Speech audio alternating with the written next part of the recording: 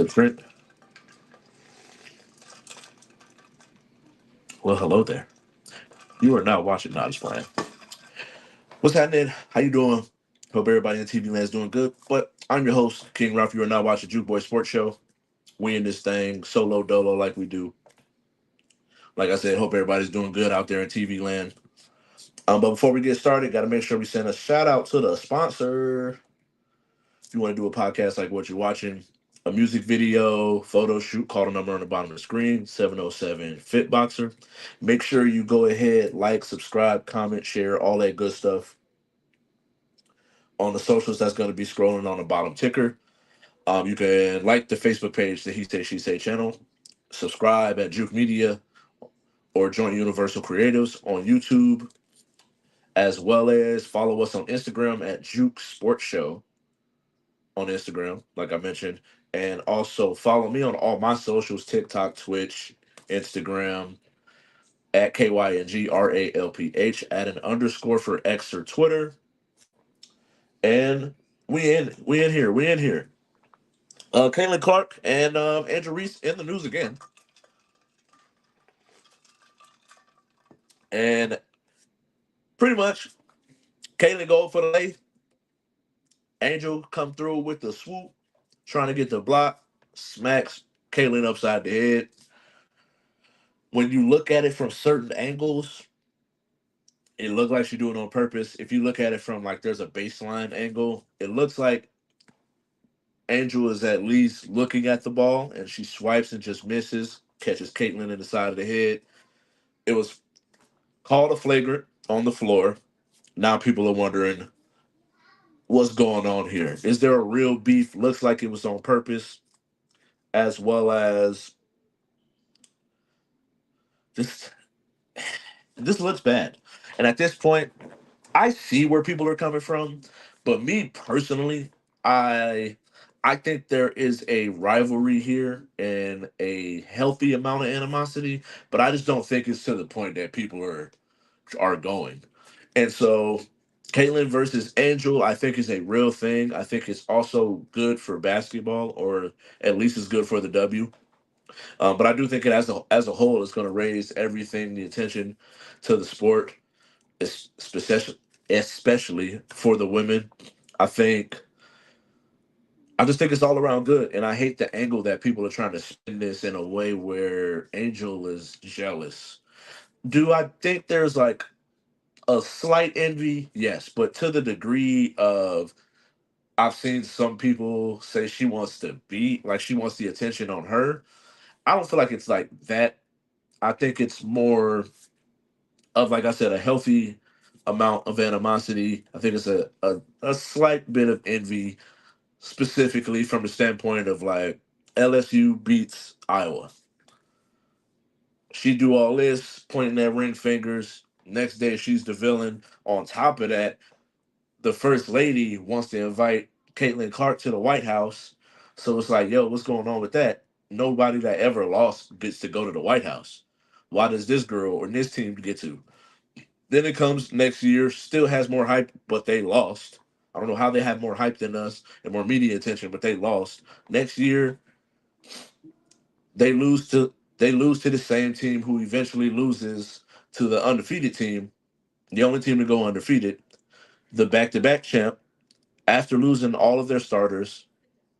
So I'm just like, I get it. I would understand where the envy and animosity would come from. Then you get to the W, and now she's low key overshadowing you. But and I'll get to it later when it comes to the rookie rankings. But you're playing very well as a rookie, and it's just not the same amount of hype around her. She's still considered the villain, and then on top of that, as much as people try to act like Caitlyn and the Fever are the only ones having this amount of boom, it's affecting the whole W as a whole.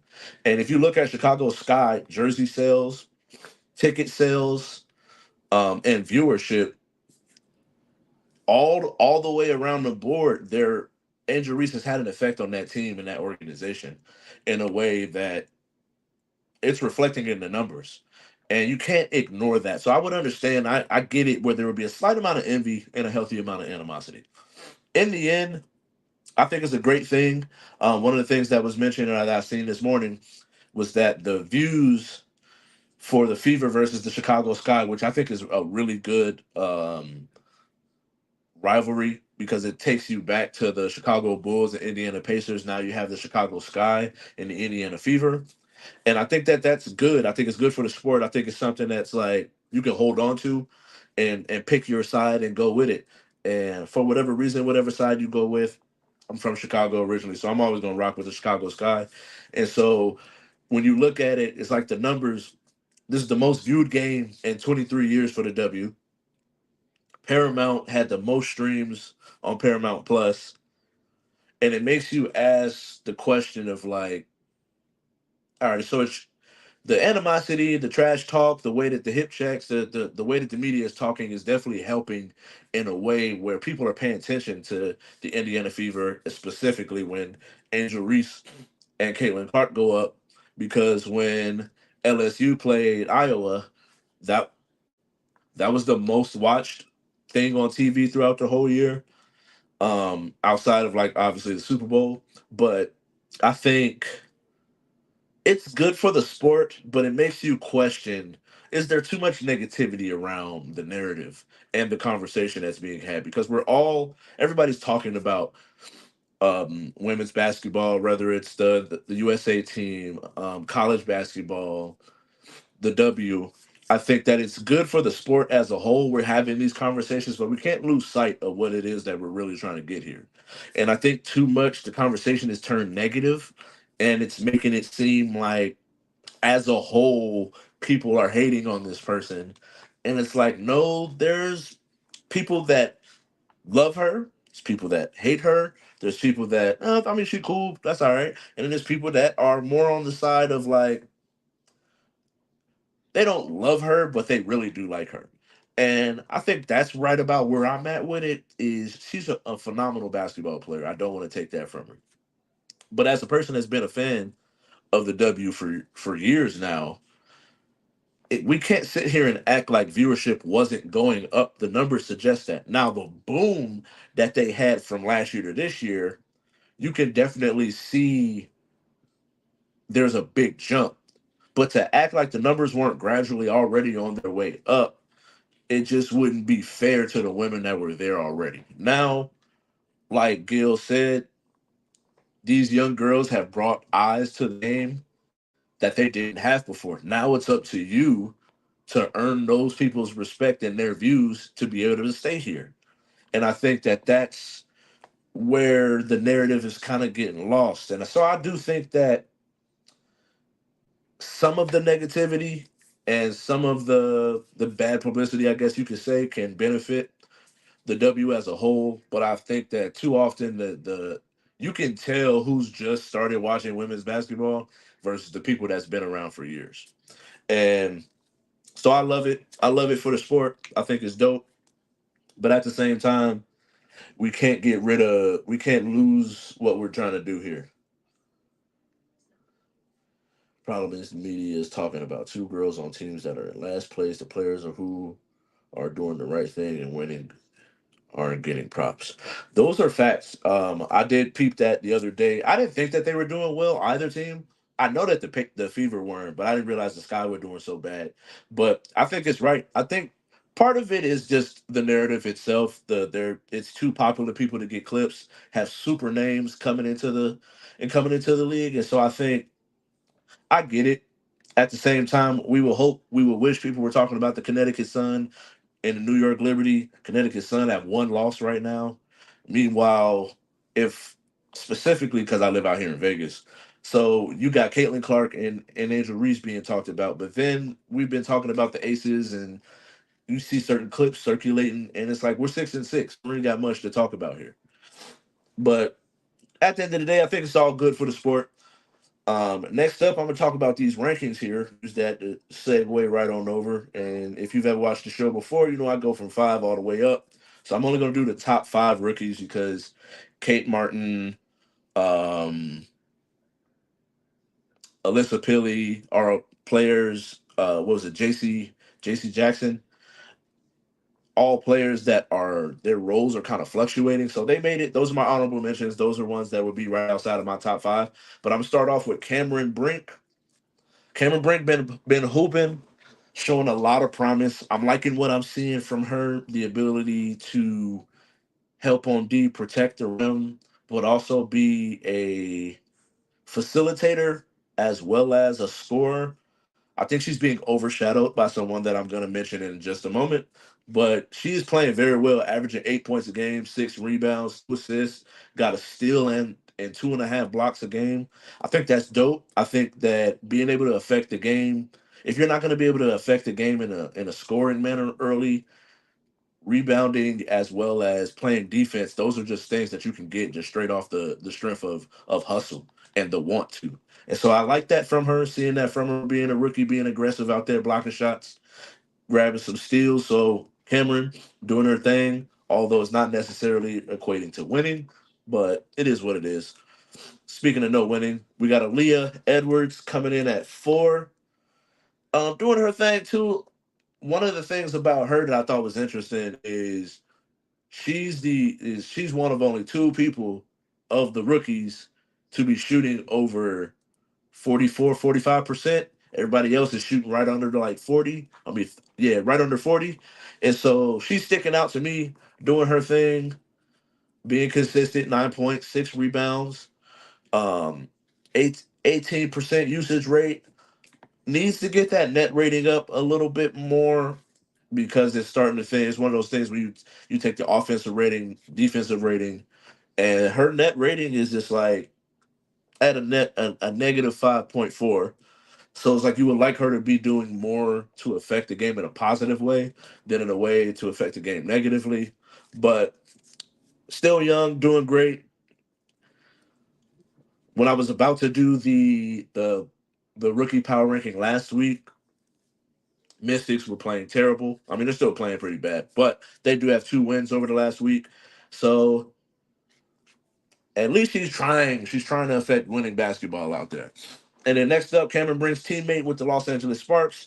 I got her coming in at 3, playing very well, not really being spoken about in a manner in which I think she deserves. Another person that's shooting 45% from the field with at 47%, 10 points a game, 3 rebounds. But she's just a bucket at the end of the day, and she's coming off the bench, which is one of the reasons why I might feel like she's not getting this talked about. With injuries, she's got an opportunity to start. I feel like at this point, she has showed that she should be able to be a starter and be a piece that right next to Cameron Brink for the future. Sparks gonna be good going forward. And then as a surpriser and a shocker to some, if you really had a conversation with me, you know where I stand with this. But Caitlin Clark for me is coming in at 2. I think that when you watch the games and you pay attention to the flow of the game and the way that it's going, she does a very good job and she affects the game in a positive way. But right now, she's kind of reminding me of Steph within his first couple years. And Steph had moments where he looked really good, he looked legit. You could see that future star in him. But then he had moments where you're a liability on defense, you're not strong enough to handle certain things, and that's why you see her trying to flop because she knows she can't just sit there and try to bully anybody. She's not going to impose her will physically on anybody. And so you see her when she runs into screens, when she gets fouled. You see her. I would like to see more strength and a little bit more of that dog in you. Um, but she's been compared to Steph, so it's like it's one of those things where you got to take that part of that growth and ride it as long as possible. And so I'm not gonna be too hard on her. I think the one thing about her, she's averaging 16.6 assists, 5 rebounds. But like I mentioned, the turnovers and the defensive rating is very low. And she has a high usage rate. She has the ball a quarter of the time, 25% usage rate out of players on her team, which is also like top 10 in the WNBA. And so with a negative 13 net rating, I just feel like I can't put her over Angel, although she has had moments where she's been boom. But then there's moments where she's busting, and that's just and not in a good way. And so at one, I got Angel Reese, Miss Double Double, not Triple Double, Miss Double Double, 12 points, 10 rebounds. She got two steals, about two steals a game, averaging two assists. Could be a little bit more of a playmaker and a rim protector, honestly. But with a 20% usage rate, one of the things that I didn't mention about Caitlyn is that she has almost six turnovers, which she that triples Angel Reese's amount of turnovers. And so for me, I just can't put you over someone. And also, Angel Reese is the only rookie that has a positive net rating.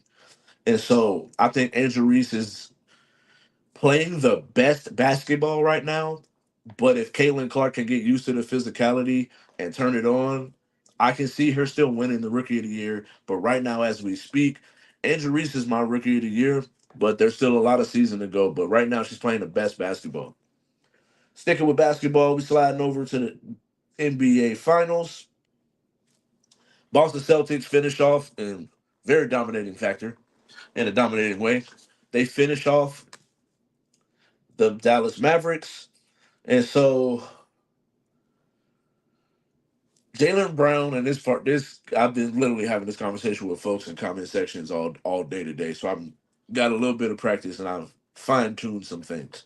But Jalen Brown gets the Finals MVP over Jason Tatum, who ironically led his team in all the statistical categories: most points, rebounds, and assists. And he was hooping, averaged 22 points a game, seven rebounds, seven assists, looking very young LeBronish in ways. But the thing for me and why I do not believe, which is the question, did Jason Tatum get snubbed? I don't think he got snubbed because when you watch the game, like you can match certain things with your eyes. And you got to look at things as in the whole picture, whole totality.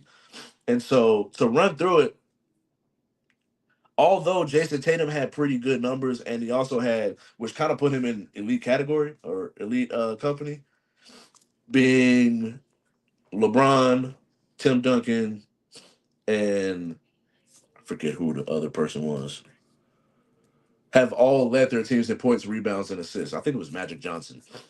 And so, in order to put him in that type of category with all those people once Finals MVP, kind of makes you just a little bit of a head scratcher. But when you think about everything that Jaylen Brown was able to do, clutch shots, I think it was game three, there was like a 20 to 2 run. Jason Tatum's shooting, breaking. Nobody else is really stepping up. And Jaylen Brown was able to go and get two quick buckets, two, three quick buckets before the Mavericks called not a touchdown, a timeout. Lord, oh Jesus, Ralph. Um, before the Mavericks call a timeout. And so eventually they come back, they win that game, and they go up 3-0 going into game four. And so without Jaylen Brown being that spark while also putting up, trying to think where I got that at. So Jaylen Brown put up 21 or 20.8, five assists, five rebounds, five assists. And he was guarding Luca for majority of the game. There was many times where Luca would hunt the mismatch and then try to attack that. But all in all, Luca had, I think he shot 45, no, 40%. He shot 40% while being guarded by Jaylen Brown. And so I think that that's one of those things where it's not like he made him struggle because he did average almost a triple double.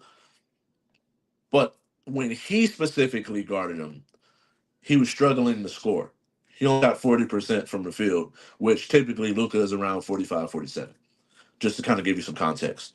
And so being able to put up numbers where he was close to what Jason Tatum did, he hit more clutch shots, got more clutch baskets while also guarding Luca in a manner where you can low key say Luca kind of struggled against Jaylen Brown specifically.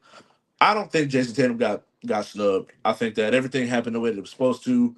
It's kind of showing you some things and should hopefully go for the voters going forward. It should show you how important Jaylen Brown is to that team because for some reason is not making these All NBA teams where you can argue he should be second or third team for the past 3 years. And so leads you to the question: what happened to the Cavs? I mean, not the Cavs, the Mavs. Ralph, stop smoking weed before shows. Um, what happened to the Mavs? And I think it's although it sucks to lose, I think that there are moments in this that can make them grow as a team and progress as a team. Specifically with Luca. Luca was called out for being out of shape. Luca was called out for not playing any defense. And it's one of those things where hopefully it lights a fire in him to one want to get in shape, two to be able to want to play defense. Because defense at the end of the day, like I mentioned before, rebounding and defense, those are effort things, and you gotta want to do that. And it just looks like he didn't want to. He was out there looking like a cone drill for a lot of the times. I think after game two, they posted on ESPN how many times it was like a 60% blow by rate when he's being the main defender, and that's terrible. You can't have your superstar. I don't care how many triple doubles you average if you can't lock nobody up or at least make it difficult. Because like at least at this point, Steph ain't finna lock nobody up by no means or stretch, but he'll at least put a hand up, stay in front of you. You got to run through him, type of thing. He just might not be strong enough to stop a lot of people from getting to the paint, but at least it's going to be a tough shot with Steph on you. You can't just screen, pull him out, and then break him down. So I think at least Luca got to be able to do that, put that type of effort in, and then in the end, I think it will pay dividends for the team. Another thing, as much as we were just sitting here talking about him and Kyrie being the best 1-2 combination, or at least the most talented, Kyrie low key shit the bed. And it sucks to say because I'm a huge Kyrie fan, but when you go and you look at them numbers, it just was like 15 points, 14 points, 16 points. And at no point did he ever really take over a moment in the game in which the way he took over in the Western Conference Finals in the rounds before that. And so it sucks. I think in the end, there's a lot to take from this, a lot of growth that can happen. Luca personally, hopefully in the next playoffs, Kyrie can stay healthy and be able to, because that's really one of the things. Is like we've never questioned his ability to play basketball. It's always been health and then the mental capacity that we question. Not to the point where we're questioning his intelligence, but the the mental toughness to be able to stick it out when things aren't going your way. And so I seen it already. I forgot where it was. I think it was Caesars. Caesars has Boston already as the favorite to win it all next year. So should they be the favorite? And I think right now it's way too early. So this is one of those things they always call it the way too early predictions or season predictions. And I don't see any reason outside of a crazy trade why the Boston Celtics can't at least get back to the Eastern Conference Finals. So I would think that they could still be a favorite. Even if they lose Horford, which I do think in the end is a lot of leadership that's lost, but I think that there's things that could be gained from this while also probably grabbing someone out of free agency for like just as a role player to kind of fulfill that role because he was vital in certain moments, especially on defense, being able to hit timely jumpers, corner threes. There's certain moments where he's guarding Kyrie Irving on the island and he's making a difficult shot for him, and so those are certain things, the intangibles that losing Horford is gonna mean for the team. But I do think up top Jason Tatum, Jalen Brown, Drew Holiday, Porzingis, Derek White. That's just a core that you can build around and be able to sustain that for a couple years. Because I believe outside of Drew Holiday, I think Drew Holiday might got another 2 good years in him if he chooses to. And I don't see any reason like why they wouldn't be able to. I think you got to look out for the Grizzlies. You got to look out for the Timberwolves again. Thunder gonna be back. Denver gonna retool. You never know with Miami. You can never really keep them out. The Sixers are really just health away from. They're just staying healthy is would pay such dividends for them. And then Giannis and Dame didn't reach their potential this year. They didn't really mesh well, so we'll see what happens with that. But on paper, they look great as a tandem and as a team. And so I think it's going to be difficult, but I would say that the Celtics would be my favorite still, unless some crazy shit happened over the summer. And so we got off top to finish up. So Benavidez, after doing quick work over the weekend, has decided he's going to move down to 168 so he can fight Canelo. And so this is the shit I've been waiting on. Like, I really don't really be caring too much to hear Canelo's name in anything unless it is followed by Canelo will fight Benavidez. Cause my man been ducking and dodging, saying he gonna do what he wanna do. Oh, I'm the champion, I can do what I want. Like, no, you can't, bro. That sounds like some coward pussy shit. And so at the end of the day, that's the fight we as the people, you know what I mean? I'm sounding a little aggressive, so I apologize, y'all. But at the end of the day, I feel like my man, and I'm standing on that. My man is ducking and dodging. It's time to fight Benavidez. We don't care about nothing else. Fight Benavidez, or I just lost all respect for you. And it is what it is at that point. Tank destroyed Frank Martin. I don't even remember what round that was, but I know it was an uppercut, and then it was just like a, oh, you still standing, and then knockout. Buddy was done. He was out there. Don't play with matches. And so yeah, it's a wrap. I think Frank was just out of his league. I think people are not paying attention to how great and how much power Tank actually has. And so I think what's next. I think it's time for a Lomachenko. I think what's my Hispanic buddy, or at least Shakur or Lomachenko. Oh, Tefimo Lopez. I think I would really like to see that fight and see how that goes because he can actually box and punch.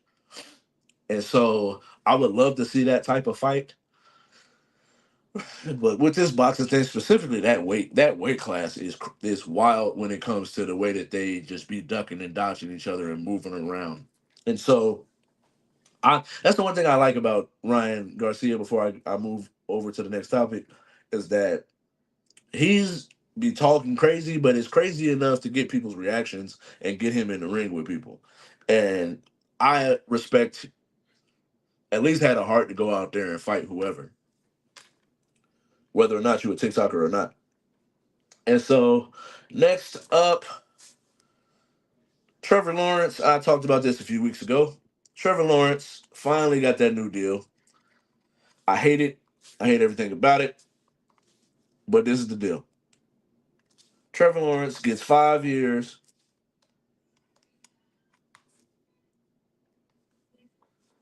5 years, 275 mil, putting him up there next to Joe Burrow when it comes to the bread. And I hate it. I don't like it at all. I've seen everything that I need to see. And I'm not saying that I'm saying everything that I need to see as far as like he could get better. He could very well prove me wrong. Now that I'm sitting and thinking about it, it's not too often where I was completely wrong when it comes to predictions. Yeah, I can't think of too many quarterbacks where I was just like, oh, this dude finna be that, or this dude is trash, and then they flip flop, ended up being good or wasn't that good. I think the only one I kind of missed out on was Kyler Murray, but that's only because like you can tell he don't care. Like, but when he's carrying, you can tell he got the skill set to do exactly what I thought he would be. But hey, I'm not the only one that missed on him too. But Trevor Lawrence, he very well could end up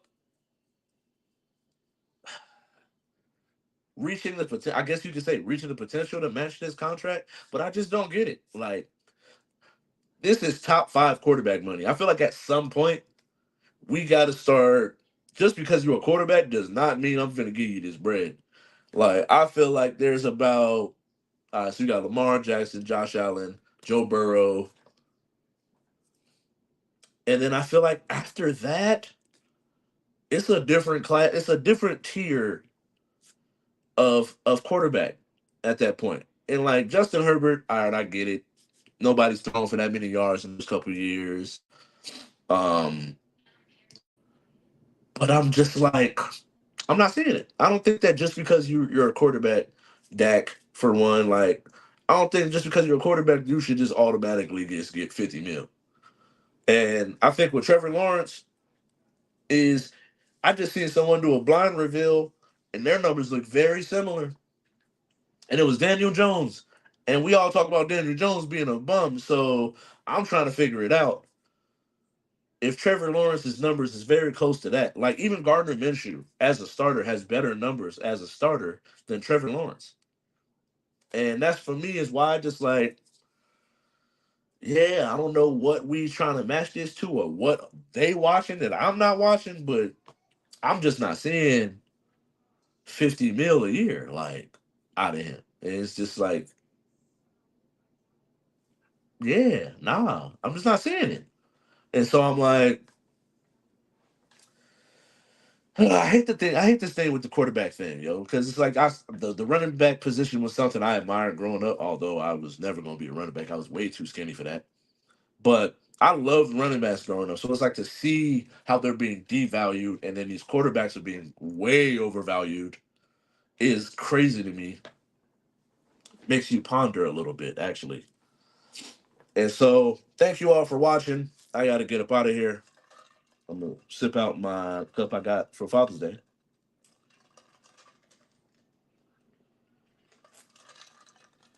But like I've been saying, make sure you go like, comment, subscribe, all that good stuff.